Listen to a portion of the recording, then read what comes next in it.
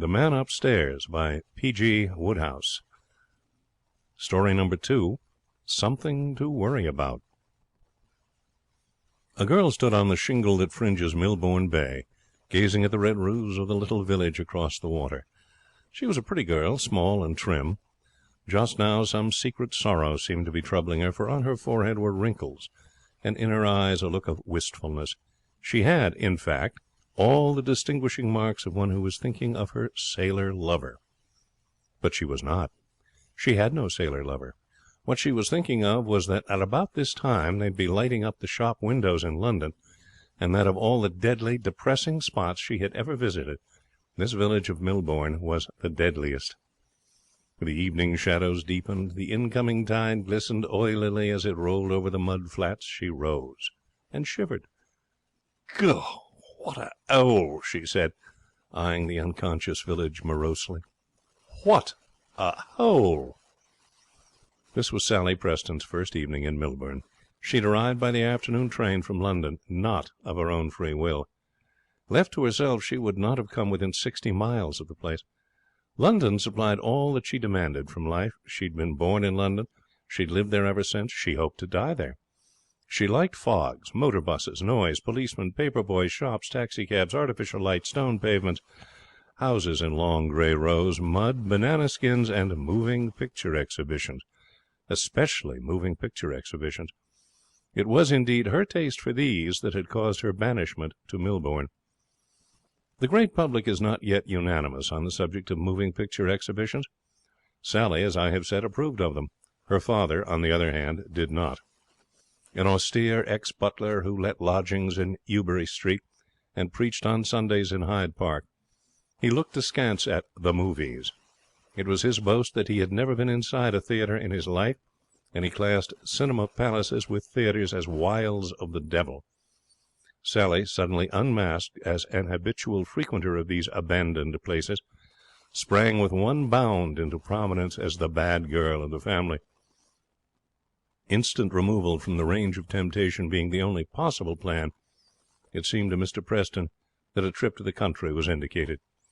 He selected Milbourne because he had been butler at the hall there, and because his sister, Jane, who had been a parlour maid at the rectory, was now married and living in the village. Certainly he could not have chosen a more promising reformatory for Sally. Here, if anywhere, might she forget the heady joys of the cinema. Tucked away in the corner of its little bay, which an accommodating island converts into a still lagoon, Milbourne lies dozing.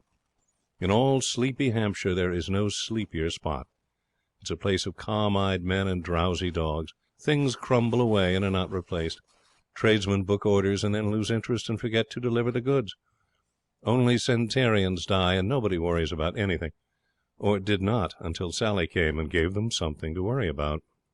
Next door to Sally's Aunt Jane, in a cosy little cottage with a wonderful little garden, lived Thomas Kitchener, a large, grave, self-sufficing young man, who by sheer application to work had become already, though only 25, second gardener at the Hall. Gardening absorbed him. When he was not working at the Hall, he was working at home. On the morning following Sally's arrival, it being a Thursday and his day off, he was crouching in a constrained attitude in his garden, every fibre of his being concentrated on the interment of a plump young bulb.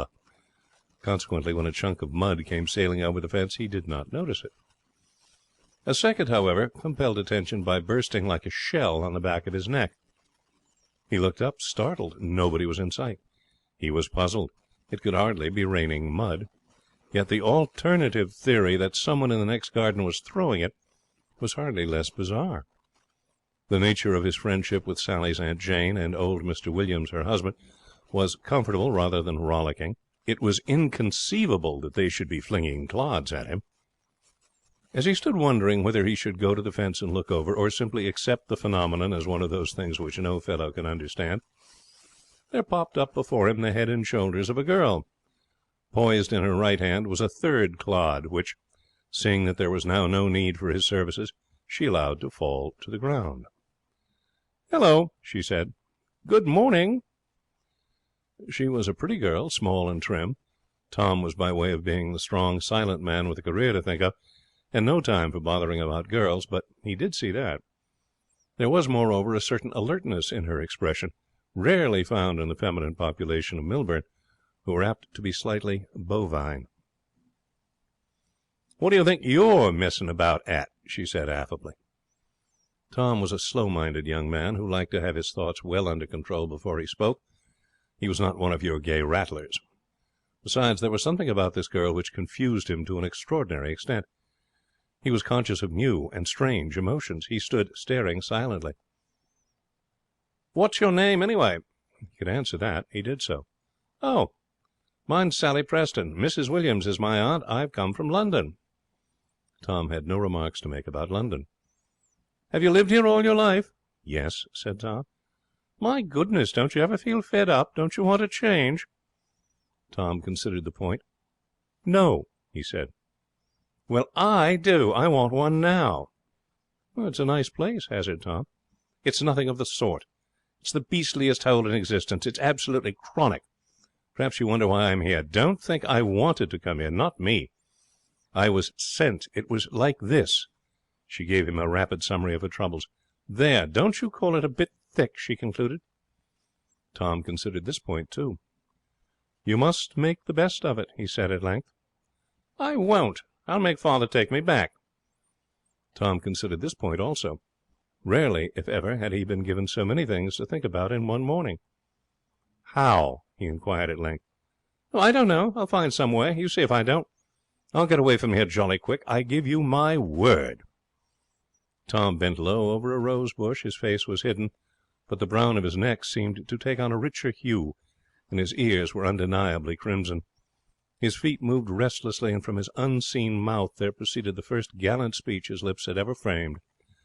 Merely considered as a speech, it was, perhaps, nothing wonderful, but from Tom it was a miracle of chivalry and polish. What he said was, "I hope not," and instinct telling him that he had made his supreme effort, and that anything further must be bathos, he turned abruptly and stalked into his cottage, where he drank tea and ate bacon and thought chaotic thoughts. And when his appetite declined to carry him more than halfway through the third rasher, he understood. He was in love. These strong, silent men, who mean to be head gardeners before they are 30, and eliminate woman from their lives as a dangerous obstacle to the successful career, pay a heavy penalty when they do fall in love.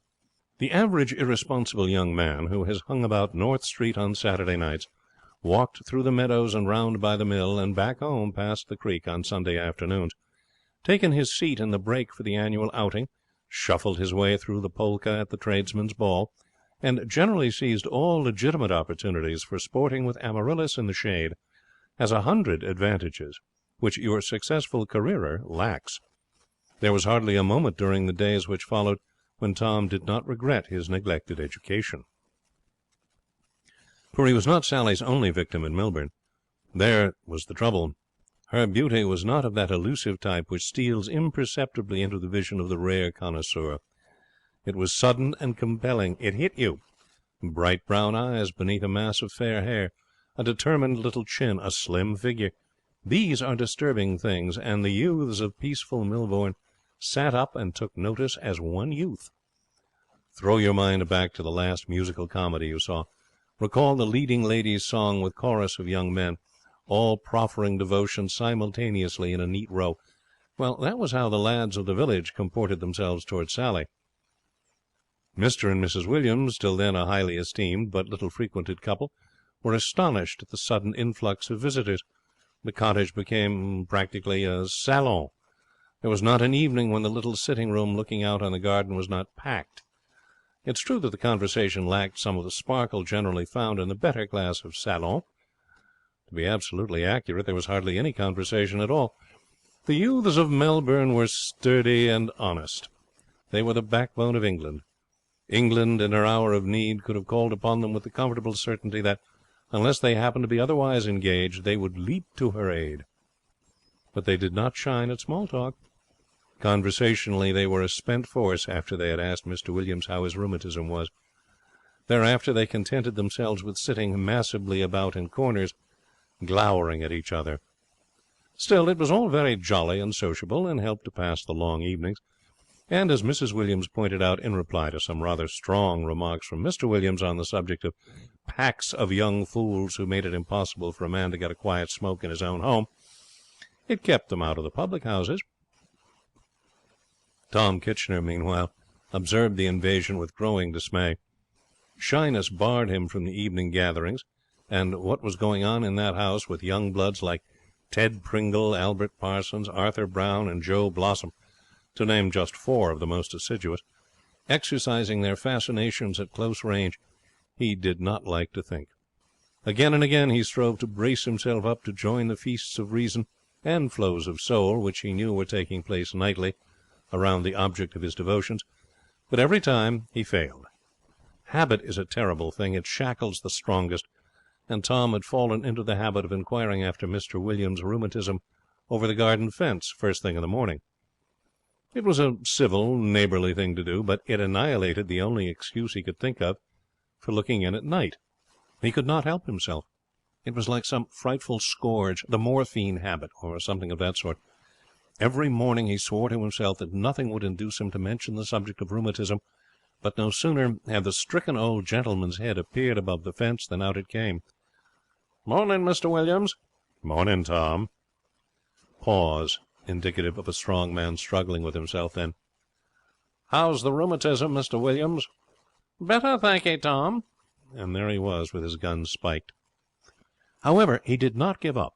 He brought to his wooing the same determination which had made him second gardener at the Hall at 25. He was a novice at the game, but instinct told him that a good line of action was to shower gifts. He did so. All he had to shower was vegetables, and he showered them in a way that would have caused the goddess Ceres to be talked about. His garden became a perfect crater, erupting vegetables. Why vegetables? I think I heard some heckler cry. Why not flowers? Fresh, fair, fragrant flowers. You can do a lot with flowers. Girls love them. There is poetry in them. And what's more, there is a recognized language of flowers. Shoot in a rose or a calceolaria or an herbaceous border or something, I gather, and you have made a formal proposal of marriage without any of the trouble of rehearsing a long speech and practicing appropriate gestures in front of your bedroom looking-glass. Why, then, did not Thomas Kitchener give Sally Preston flowers? Well, you see, unfortunately, it was now late autumn, and there were no flowers. Nature had temporarily exhausted her floral blessings, and was jogging along with potatoes and artichokes and things. Love is like that. It invariably comes just at the wrong time.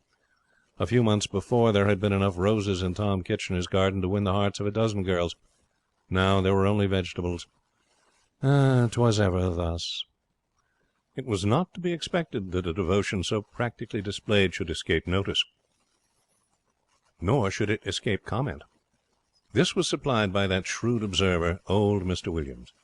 He spoke seriously to Tom across the fence on the subject of his passion. "Young Tom," he said. "Drop it." Tom muttered unintelligibly. Mr. Williams adjusted the top hat, without which he never stirred abroad, even into his garden. He blinked benevolently at Tom. "You're making up to that young gal of Jane's," he proceeded. "You can't deceive me. All these taties and what not. I seen your game fast enough. Just you drop it, young Tom." "Why?" muttered Tom rebelliously. A sudden distaste for old Mr. Williams blazed within him. "Why? Because you'll only burn your fingers if you don't, that's why. I've been watching this young gal of Jane's, and I seen what sort of a young gal she be. She's a flippity piece, that's what she be. You marry that young gal, Tom, and you'll never have no more quiet or happiness. She just take and turn the place upsy down on you. The man as marries that young gal has got to be master in his own home. He's got to show her what's what. Now, you ain't got the devil in you to do that, Tom. You're what I might call a sort of a sheep. Now, I admires it in you, Tom. I like to see a young man steady and quiet, same as what you be. So that's how it is, you see. Just you drop this foolishness, young Tom, and leave that young gal be. Else you'll burn your fingers, same as what I say." And giving his top hat a rakish tilt, the old gentleman ambled indoors, satisfied that he had dropped a guarded hint in a pleasant and tactful manner. It's to be supposed that this interview stung Tom to swift action. Otherwise, one cannot explain why he should not have been just as reticent on the subject nearest his heart when bestowing on Sally the 27th cabbage as he had been when he administered the 160th potato. At any rate, the fact remains that as that fateful vegetable changed hands across the fence, something resembling a proposal of marriage did actually proceed from him. As a sustained piece of emotional prose, it fell short of the highest standard. Most of it was lost at the back of his throat, and what did emerge was mainly inaudible. However, as she distinctly caught the word love twice, and as Tom was shuffling his feet and streaming with perspiration, and looking everywhere at once except at her, Sally grasped the situation. Whereupon, without any visible emotion, she accepted him. Tom had to ask her to repeat her remark. He could not believe his luck. It was singular how diffident a normally self-confident man can become once he's in love. When Colonel Milvery of the Hall had informed him of his promotion to the post of second gardener, Tom had demanded no encore. He knew his worth. He was perfectly aware that he was a good gardener, and official recognition of the fact left him gratified but unperturbed. But this affair of Sally was quite another matter. It had revolutionized his standards of value, forced him to consider himself as a man entirely apart from his skill as a gardener. And until this moment he had had grave doubt as to whether, apart from his skill as a gardener, he amounted to much. He was overwhelmed. He kissed Sally across the fence humbly. Sally, for her part, seemed very unconcerned about it all. A more critical man than Thomas Kitchener might have said that to all appearances the thing rather bored Sally. "Don't tell anybody just yet," she stipulated. Tom would have given much to be allowed to announce his triumph defiantly to old Mr. Williams, to say nothing of making a considerable noise about it in the village. But her wish was law, and he reluctantly agreed. There are moments in a man's life when, however enthusiastic a gardener he may be, his soul soars above vegetables. Tom's shot with a jerk into the animal kingdom. The first present he gave Sally in his capacity of fiancé was a dog. It was a half-grown puppy with long legs and a long tail, belonging to no one species, but generously distributing itself among about 6. Sally loved it and took it with her wherever she went. And on one of those rambles down swooped Constable Cobb, the village policeman, pointing out that, contrary to regulations, the puppy had no collar.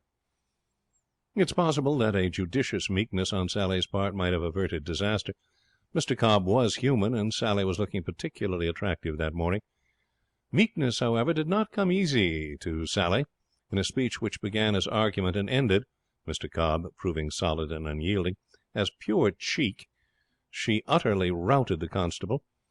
But her victory was only a moral one, for as she turned to go, Mr. Cobb, dull red and puffing slightly, was already entering particulars of the affair in his notebook, and Sally knew that the last word was with him. On her way back she met Tom Kitchener. He was looking very tough and strong, and at the sight of him a half-formed idea, which she had regretfully dismissed as impracticable, of assaulting Constable Cobb, returned to her in an amended form. Tom did not know it, but the reason why she smiled so radiantly upon him at that moment was that she had just elected him to the post of hired assassin. While she did not want Constable Cobb actually assassinated, she earnestly desired him to have his helmet smashed down over his eyes, and it seemed to her that Tom was the man to do it. She poured out her grievance to him and suggested her scheme. She even elaborated it. "Why shouldn't you wait for him one night and throw him into the creek? It isn't deep, and it's jolly muddy." Said Tom doubtfully. "It would just teach him," she pointed out.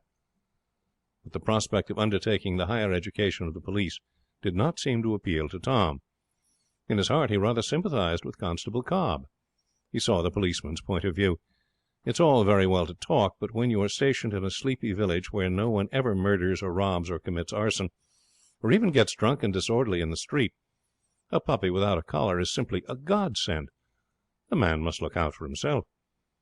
He tried to make this side of the question clear to Sally, but failed signally. She took a deplorable view of his attitude. "I might have known that you'd have been afraid," she said, with a contemptuous jerk of her chin. "Good morning." Tom flushed. He knew he had never been afraid of anything in his life except her. But nevertheless the accusation stung, and as he was still afraid of her, he stammered as he began to deny the charge. "Oh, leave off," said Sally irritably. "Suck a lozenge." "I'm not afraid," said Tom, condensing his remarks to their minimum as his only chance of being intelligible. "You are. "I am not. It's just that I—" A nasty gleam came into Sally's eyes. Her manner was haughty. "It doesn't matter." She paused. "I've no doubt Ted Pringle will do what I want." For all her contempt, she could not keep a touch of uneasiness from her eyes as she prepared to make her next remark. There was a look about Tom's set jaw which made her hesitate, but her temper had run away with her, and she went on. "I'm sure he will," she said. "When we became engaged he said that he'd do anything for me." There are some speeches that are such conversational knockout blows that one can hardly believe that life will ever pick itself up and go on again after them. Yet it does. The dramatist brings down the curtain on such speeches. The novelist blocks his reader's path with a zareba of stars. But in life there are no curtains, no stars, nothing final and definite, only ragged pauses and discomfort. There was such a pause now. "What do you mean?" said Tom at last. "You promised to marry me." "I know I did, and I promised to marry Ted Pringle." That touch of panic, which she could not wholly repress, the panic that comes to everyone when a situation has run away with them like a strange, unmanageable machine, infused a shade too much of the defiant into Sally's manner. She had wished to be cool, even casual, but she was beginning to be afraid. Why, she could not have said. Certainly she did not anticipate violence on Tom's part. Perhaps that was it. Perhaps it was just because he was so quiet that she was afraid. She had always looked on him contemptuously as an amiable, transparent lout, and now he was puzzling her. She got an impression of something formidable behind his stolidity, something that made her feel mean and insignificant. She fought against the feeling, but it gripped her, and in spite of herself she found her voice growing shrill and out of control. "I promised to marry Ted Pringle, and I promised to marry Joe Blossom, and I promised to marry Albert Parsons, and I was going to promise to marry Arthur Brown and anybody else who asked me. So now you know. I told you I'd make father take me back to London. Well, when he hears that I promised to marry 4 different men, I bet he'd have me home by the first train." She stopped. She had more to say, but she could not say it. She stood looking at him, and he looked at her. His face was grey and his mouth oddly twisted. Silence seemed to fall on the whole universe. Sally was really afraid now, and she knew it. She was feeling very small and defenceless in her extremely alarming world. She could not have said what it was that had happened to her. She only knew that life had become of a sudden very vivid, and that her ideas as to what was amusing had undergone a striking change. A man's development is a slow and steady process of the years. A woman's a thing of an instant. In the silence which followed her words, Sally had grown up. Tom broke the silence. "Is this true?" he said. His voice made her start. He'd spoken quietly, but there was a new note in it, strange to her. Just as she could not have said that what it was that had happened to her, so now she could not have said what had happened to Tom. He too had changed. But how, she did not know. Yet the explanation was simple. He also had, in a sense, grown up. He was no longer afraid of her. He stood thinking. Hours seemed to pass. "Come along," he said at last, and he began to move off down the road. Sally followed. The possibility of refusing did not enter her mind. "Where are you going?" she asked. It was unbearable, this silence. He did not answer. In this fashion, he leading, she following, they went down the road into a lane, and through a gate into a field. They passed into a second field, and as they did so, Sally's heart gave a leap. Ted Pringle was there. Ted Pringle was a big young man, bigger even than Tom Kitchener, and, like Tom, he was of silent habit. He eyed the little procession inquiringly, but spoke no word. There was a pause.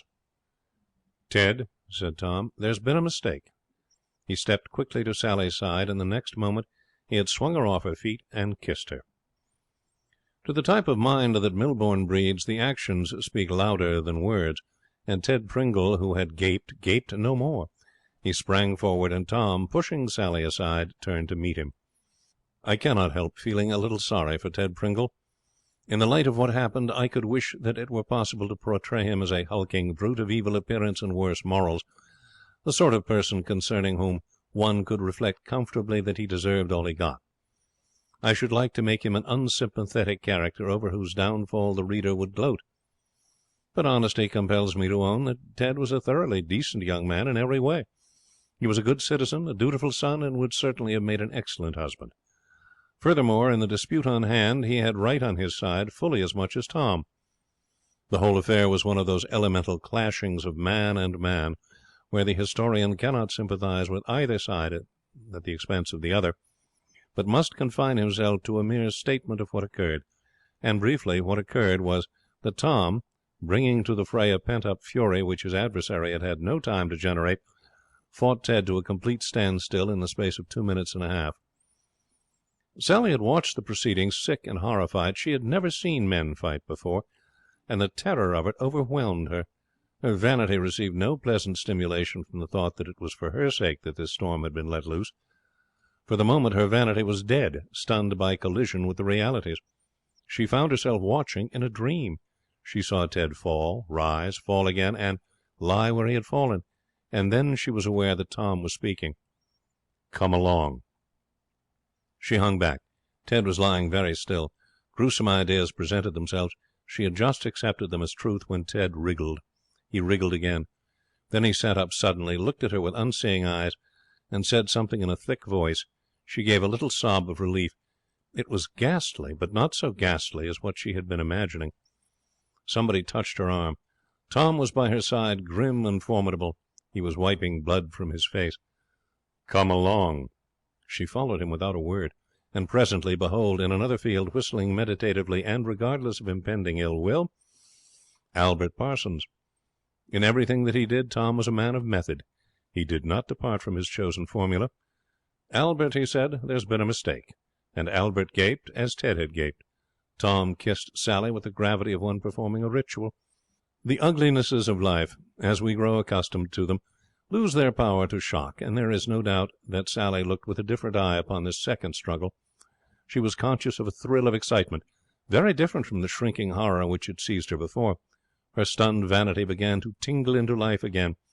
The fight was raging furiously over the trampled turf, and quite suddenly, as she watched, she was aware that her heart was with Tom. It was no longer two strange brutes fighting in a field. It was her man, battling for her sake. She desired overwhelmingly that he should win, that he should not be hurt, and that he should sweep triumphantly over Albert Parsons as he had swept over Ted Pringle. Unfortunately, it was evident even to her that he was being hurt, and that he was very far from sweeping triumphantly over Albert Parsons. He had not allowed himself time to recover from his first battle, and his blows were slow and weary. Albert, moreover, was made of sterner stuff than Ted. Though now a peaceful tender of cows, there had been a time in his hot youth when, travelling with a circus, he had fought, week in, week out, relays of just such rustic warriors as Tom. He knew their methods, their headlong rushes, their swinging blows. They were the merest commonplaces of life to him. He slipped Tom, he sidestepped Tom, he jabbed Tom. He did everything to Tom that a trained boxer can do to a reckless novice, except knock the fight out of him, until presently, through the sheer labour of hitting, he too grew weary. Now, in the days when Albert Parsons had fought whole families of Toms in an evening, he had fought in rounds, with the boss holding the watch, and half-minute rests, and water to refresh him, and all orderly and proper. Today there were no rounds, no rests, no water, and the peaceful tending of cows had caused flesh to grow where there had been only muscle. Tom's headlong rushes became less easy to sidestep, his swinging blows more difficult than the scientific counter that shot out to check them. As he tired, Tom seemed to regain strength. The tide of the battle began to ebb. He clinched, and Tom threw him off. He feinted, and while he was feinting, Tom was on him. It was the climax of the battle, the last rally. Down went Albert, and stayed down. Physically he was not finished, but in his mind a question had framed itself. The question, was it worth it? And he was answering, no.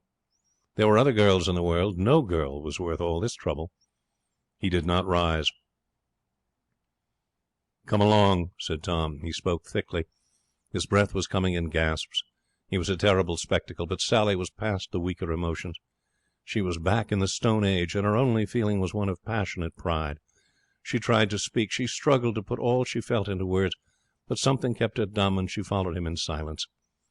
In the lane outside his cottage, down by the creek, Joe Blossom was clipping a hedge. The sound of footsteps made him turn. He did not recognize Tom till he spoke. "Joe, there's been a mistake," said Tom. "Been a gunpowder explosion, more like," said Joe, a simple, practical man. "What you been doing to your face?" She's going to marry me, Joe. Joe eyed Sally inquiringly. Eh? You promised to marry me. She promised to marry all of us. You, me, Ted Pringle, Albert Parsons. Promised to marry all of us? That's where the mistake was. She's only going to marry me. I've arranged it with Ted and Albert, and now I've come to explain to you, Joe. You promised to marry... The colossal nature of Sally's deceit was plainly troubling Joe Blossom. He expelled his breath in a long note of amazement. Then he summed up. Why, you're nothing more nor less than a Joshua. The years that had passed since Joe had attended the village Sunday school had weakened his once easy familiarity with the characters of the Old Testament. It's possible that he had somebody else in mind. Tom stuck doggedly to his point. You can't marry her, Joe. Joe Blossom raised his shears and clipped a protruding branch. The point under discussion seemed to have ceased to interest him. Who wants to? He said. Good riddance. They went down the lane. Silence still brooded over them. The words she wanted continued to evade her. They came to a grassy bank. Tom sat down. He was feeling unutterably tired. Tom. He looked up. His mind was working dizzily. You're going to marry me, he muttered. She sat down beside him. I know, she said. Tom, dear, lay your head on my lap and go to sleep. If this story proves anything beyond the advantage of being in good training when you fight, it proves that you cannot get away from the moving pictures even in a place like Millburn. For as Sally sat there nursing Tom, it suddenly struck her that this was the very situation with which the Romance of the Middle Ages film ended. You know the one I mean. Sir Percival Yea something, which has slipped my memory for the moment, goes out after the Holy Grail, meets damsel in distress, overcomes her persecutors, rescues her, gets wounded, and is nursed back to life in her arms. Sally had seen it a dozen times, and every time she'd reflected that the days of romance are dead and that sort of thing can't happen nowadays.